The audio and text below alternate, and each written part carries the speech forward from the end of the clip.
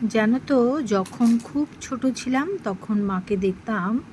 মা সমস্ত কাজকর্ম সেরে টিভি দেখতে যখন বসতো, কিংবা ধরো মা কাকি জেঠিদের সাথে গল্প করতে বসতো, মা হাত কিছুতেই ফাঁকা রাখতে পারতো না, কিছু না কিছু কনস্ট্যান্ট সেলাই করেই যেত।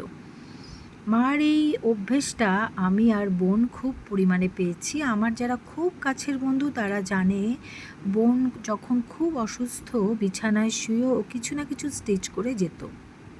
শুনেছি স্টিচ করলে অ্যাংজাইটি চলে যায়, কিন্তু সেটা আমরা ভেবে করি তা নয়, এটা আমাদের ভেতর থেকে আসে।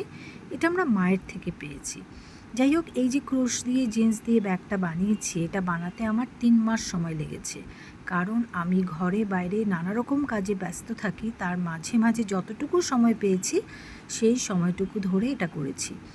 টোটালটা আমি সেলাই করেছি নিজের হাতে। ফাইনালি বাইন্ডিং করার জন্য আমি দোকানে দিয়েছিলাম।